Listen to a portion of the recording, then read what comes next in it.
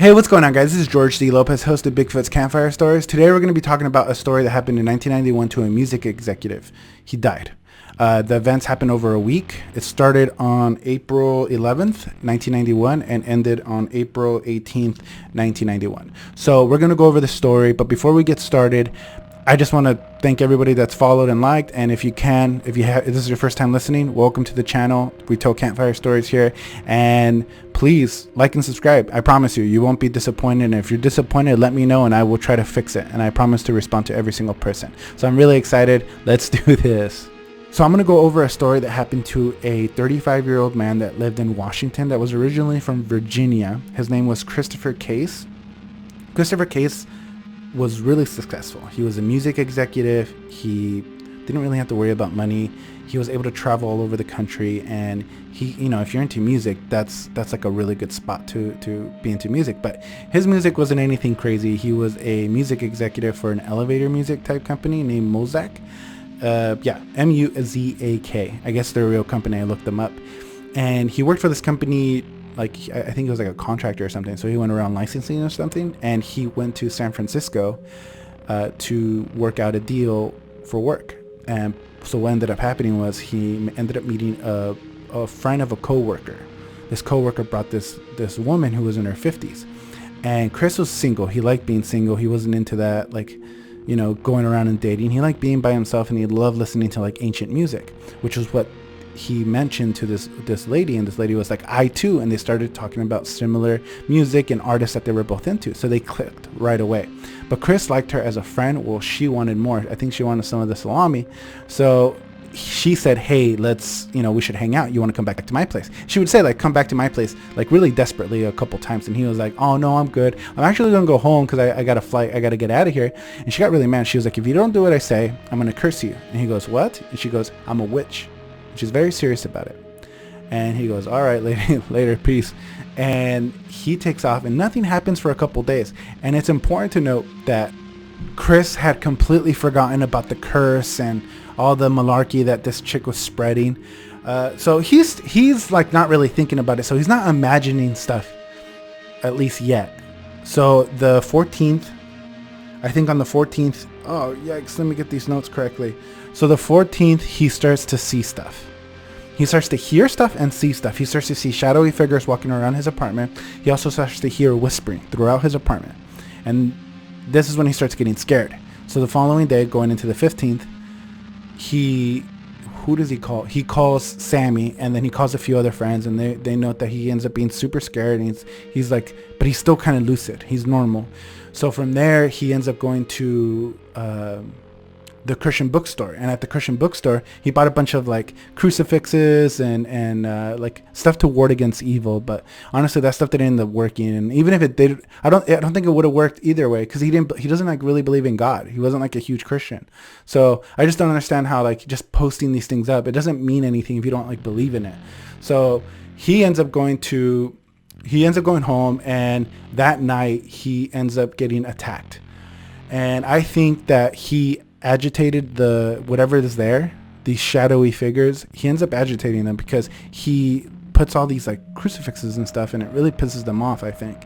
And he ends up getting choked. So he's woken up, same as me, what happened to me, my personal story, where I got choked by a ghost at night. And it's in the same position, but he says he got levitated. He levitated like a foot up, and there's blood everywhere, all over his bed, and he thinks he's dreaming, but when he wakes up, there's blood on his bed, and there's evidence of him being attacked. So at this point, he gets really fucking scared. So it's the 16th now, and it's going to be going into the 17th. So that day, the day, April 16th going into 17th, he's fucking terrified. He doesn't want to do this anymore, and he's just like, oh, it's so scary. And he ends up getting attacked really hard. I mean, this attack is so bad, he just calls his friends and it's like, dude, I'm done. I'm pretty much resigned to my faith. I'm gonna die. Whatever this thing, they're gonna come for me tonight. I know it. And he stays at a hotel for the day and then comes back at night. So 17th going into the 18th, some really terrible attack happens to him, and he's found on his knees, clutching his heart, or he's praying, we don't know, or he's probably doing both, and he's next to his bathtub, I mean, there's salt everywhere. Every room, every counter, every corner is covered in salt, because it's like, I know in Supernatural you use salt to prevent demons from walking in, or through a barrier. It's like a way you trap them. And every single room and living room, kitchen has some type of like Christian religious music playing on low. That, I mean, I could just feel for him. He's throwing everything against the wall and seeing what sticks, and nothing worked, because he ended up dying. And his friends and family swore he would have never killed himself. He had no heart disease. He was extremely healthy. He took vitamins. He worked out. He ate really healthy. He was happy. I mean, everything was perfect up until the San Francisco trip where he met the witch. And his friends to this day say that the witch killed him. Frankly, if a witch curses you like that, right? What are your options? You fly back to San Francisco and you find this fucking witch. Allegedly, she was friends with one of his friends. She could have figured out what to do and like get her. Frankly, like, guys, what would you personally have done if someone cursed you, right? And then would you find her? Would you John Wick her? I mean, personally, I would have punched her in the face. I would have smashed in more ways than one. But I would have seriously done something about it, because if you're cursed and you have something choking you and waking you up at night, she shot first. That means you got to go for her. And also, like, how pathetic do you have to be to curse someone to death? Because even if you didn't have superpowers and you say, "Hey, curse you," just because they denied you. He wasn't interested, and it wasn't you personally. That's how he was. He offered you friendship, and then you got mad at him over about not giving you, about not piping you down. You know, that's like no means no, lady. Like, come on. Like, what the fuck are you doing?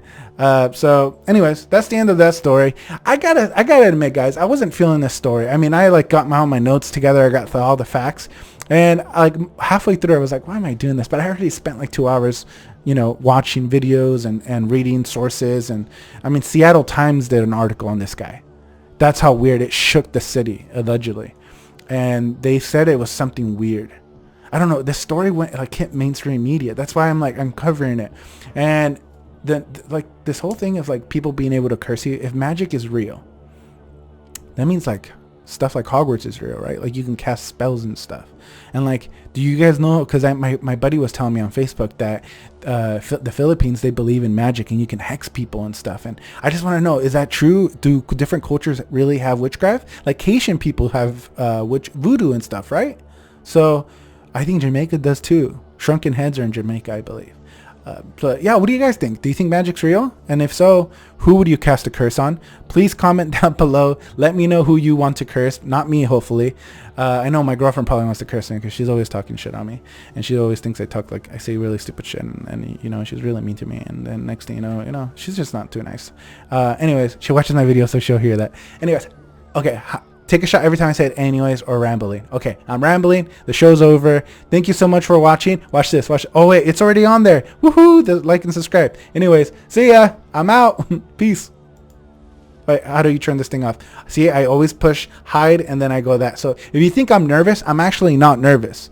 It has everything to do with, like, I see that I had to click this. I forgot to click the thing off. I push over here. Something moves on my screen. I'm not nervous. I'm annoyed. I'm like, oh, crap. I forgot to do this.